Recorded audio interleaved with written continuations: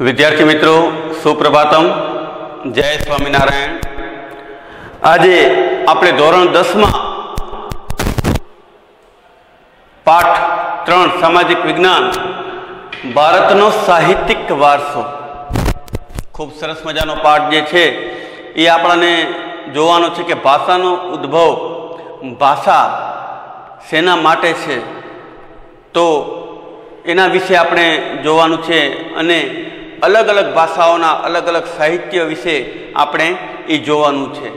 तो मानवी पोताना विचारो, भावो, लागणीओ, उर्मिओ मानवी के प्राणी सुधी पहोंचाडवा माटे संकेतो, चित्रों अने हावभावनो उपयोग शरूआत में कर्यो अने धीमे धीमे ए भाषानो जन्म थयो।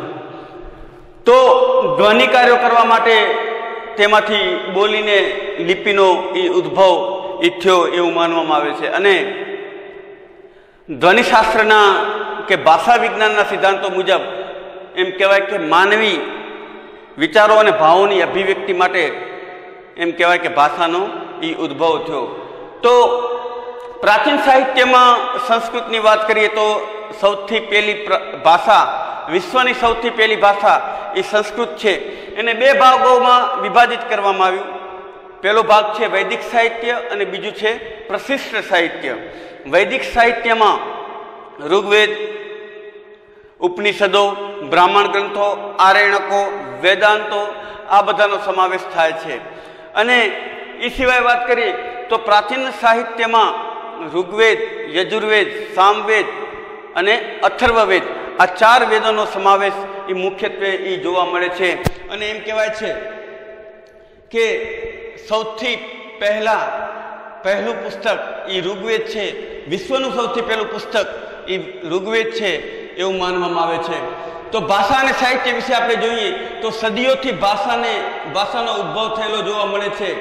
आ भाषाओ एकबीजा पर असर प्रभाव पाड्यो, परिणामे नवी नवी भाषाओनो ए उद्भव थयो।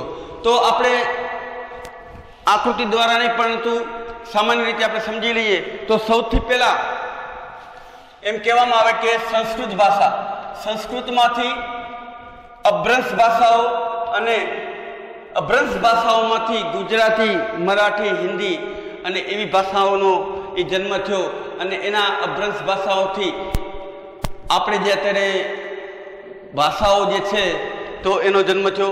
अने ए सिवाय प्राकृत अने पाली भाषानो ए जन्म थयो। अने भगवान बुद्धे ए पाली भाषा में पोतानो उपदेश आप्यो। तो मुख्यत्वे बधी ज भाषाओनी जननी ए संस्कृत छे। शुं छे? संस्कृत छे। अने संस्कृत उपरथी अलग अलग ए भाषाओ ए बनी। वर्तमान समय में संस्कृत भाषानो उपयोग फक्त यज्ञादि कार्यों माटे अने धार्मिक कार्यों माटे ए थाय छे। पण विद्यार्थी मित्रों, संस्कृत ए कॉम्प्यूटर भाषा तरीके एक मान्य भाषा तरीके पण ओळखवामां आवे छे। अत्यारे बधी ज भाषाओमां संस्कृत भाषा जे छे ए कॉम्प्यूटरमां ए मान्य गणवामां आवे छे। तो घणी बधी गुजरातीमां पण आपणे कहीए छीए के भाषाने शुं वळगे भूर, भाषाने शुं वळगे भूर। कवि अखाए पण सुंदर बात करी छे। ए सिवाय 12 गौए बोली बदले, तरोवर बदले शाखा। ए सिवाय गुजराती भाषामां पण आपणे घणी बधी ए कहेवतो छे। तो अलग अलग विस्तारों में अलग अलग भाषाओं ए जोवा मळे छे।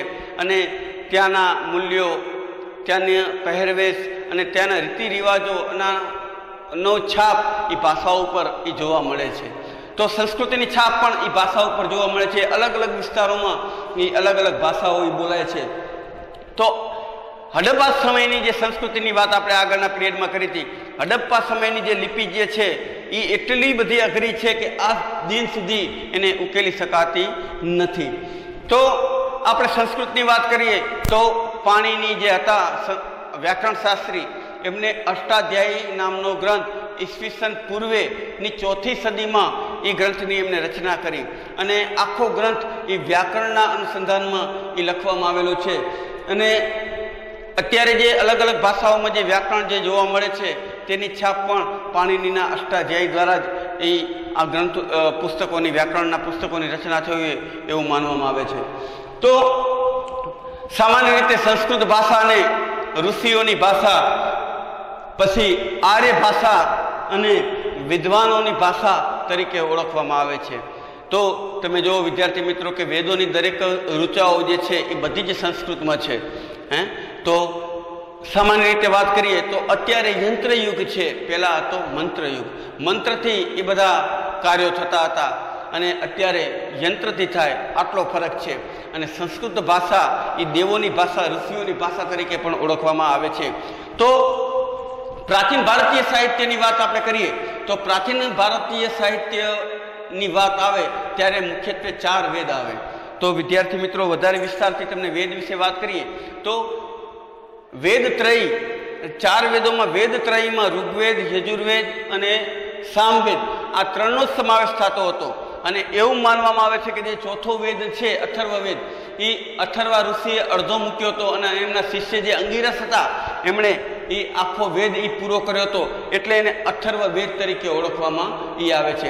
એટલે વેદત્રયીમાં ઋગ્વેદ, યજુર્વેદ અને સામવેદનો સમાવેશ થાય, બીજા એક પણ વેદનો સમાવેશ થતો નથી.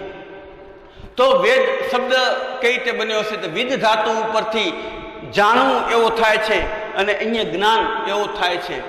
તો ભારતનું સૌથી પ્રાચીન પુસ્તક એ ઋગ્વેદ છે અને એમાં 1028 ઋચાઓ એ આવેલી છે. અને આ ઋગ્વેદ 10 ભાગોમાં એ વહેંચાયેલો છે.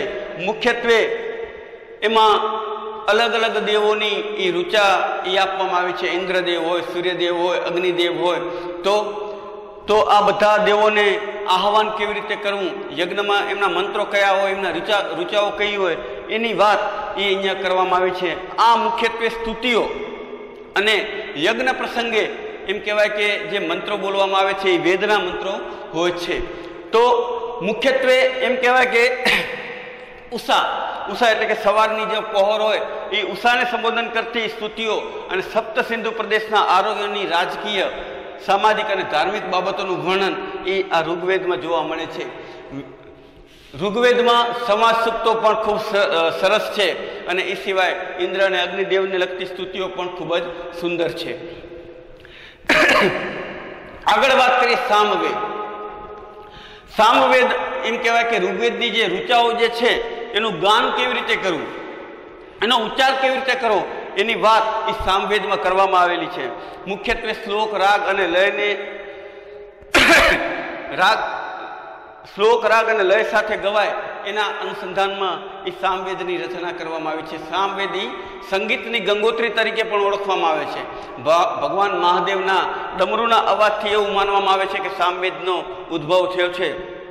અને મુખ્યત્વે ઋગ્વેદની જે ઋચાઓ જે છે, યજુર્વેદની જે ઋચાઓ જે છે એનું કેવી રીતે લય, રાગ સાથે એ ગાવું એની વાત એ સામવેદમાં કરવામાં આવેલી છે.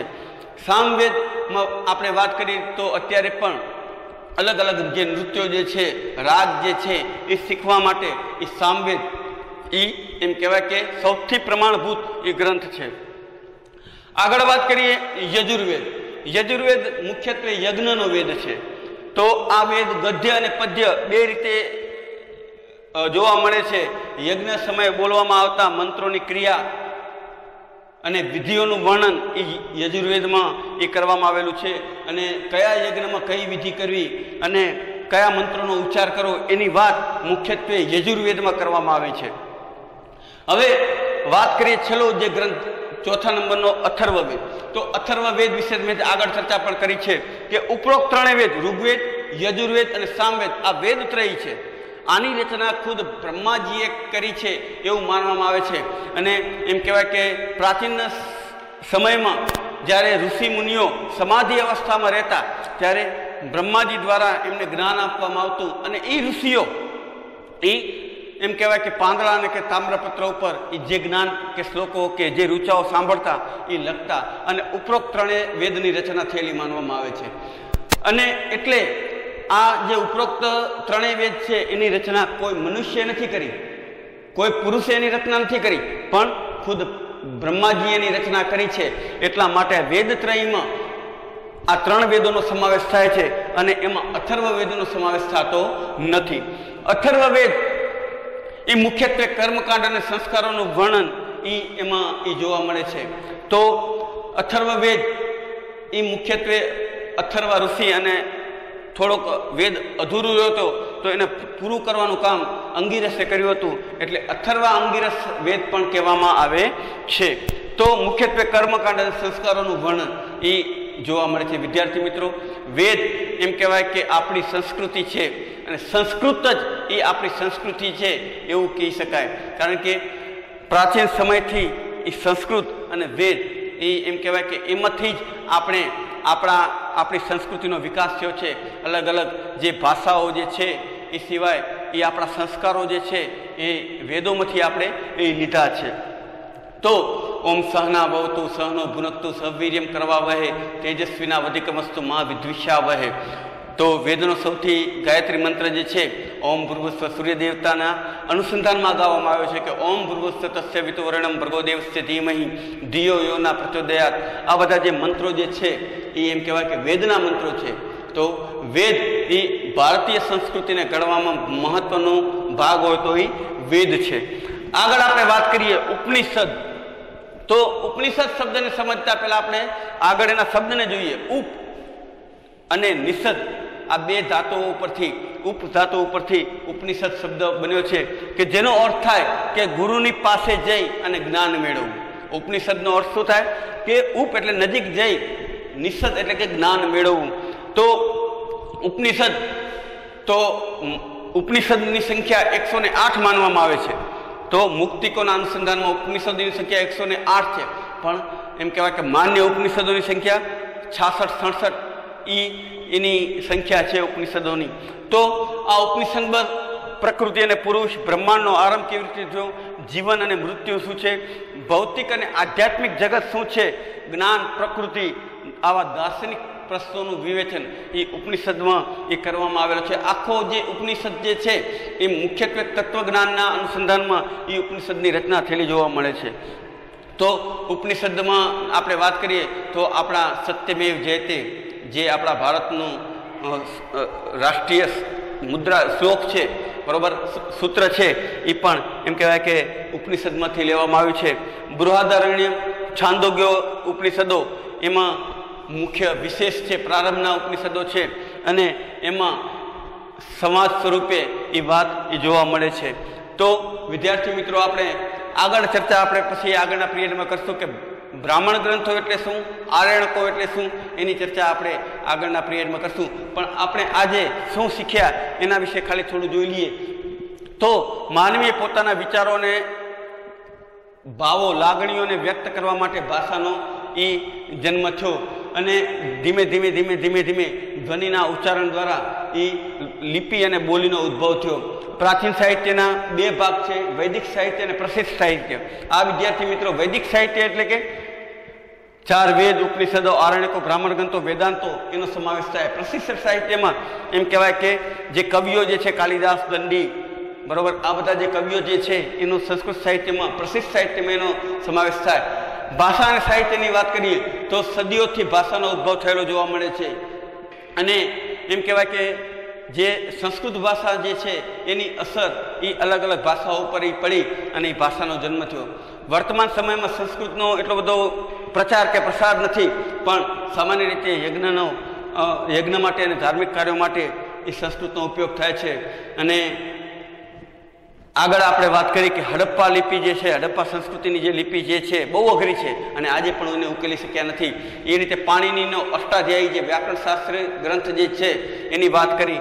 એ સિવાય આપણે વેદ વિશે જોયું તો વેદનો અર્થ શું અને કયા કયા વેદ, ઋગ્વેદ, યજુર્વેદ, સામવેદ, એની કેટલી ઋચાઓ જે છે એની વાત આપણે કરી કે ઋગ્વેદ એ એટલે શું, ઋગ્વેદમાં શું છે એની વાત કરી કે જે ઉષાને લગતી જે સ્તુતિઓ જે છે અને એમ કહેવાય કે આર્યોના ધાર્મિક, સામાજિક અને રાજકીય બાબતોનું વર્ણન એ ઋગ્વેદમાં છે. એ સિવાય વાત કરીએ યજુર્વેદ, તો યજુર્વેદ મુખ્યત્વે એ યજ્ઞનો વેદ છે, ગદ્ય અને પદ્યમાં છે અને યજ્ઞોની વિધિ, ક્રિયા અને બોલવામાં આવતા મંત્રોની વાત એ કરવામાં આવેલી છે. અથર્વવેદ જે છે એ કર્મકાંડ અને સંસ્કારોનું વર્ણન કરતો એ વેદ છે. એના પછી આપણે વાત કરી ઉપનિષદ. ઉપ અને નિષદ શબ્દથી, ઉપધાતુથી બનેલો જે શબ્દ જે છે એમાં શું છે તો બ્રહ્માંડનો આરંભ, જીવન અને મૃત્યુ, ભૌતિક અને આધ્યાત્મિક જગત, જ્ઞાન, પ્રકૃતિ અને દાર્શનિક પ્રશ્નોનું વિવેચન કરતા એ ઉપનિષદો જે છે અને એના મુખ્યત્વે ઉપનિષદો પ્રારંભિક ઉપનિષદો બૃહદારણ્ય અને છાંદોગ્ય જે છે એ છે. મુખ્યત્વે ઉપનિષદોની સંખ્યા 108 છે, પણ માન્ય ઉપનિષદોની સંખ્યા 67 કે 68 છે. એના વિશે આપણે એ જોયું. તો આટલા સુધી રાખીએ. આગળના પિરિયડમાં આપણે બ્રાહ્મણ ગ્રંથો અને આરણ્યકો વિશે જોશું. અસ્તુ. જય સ્વામિનારાયણ.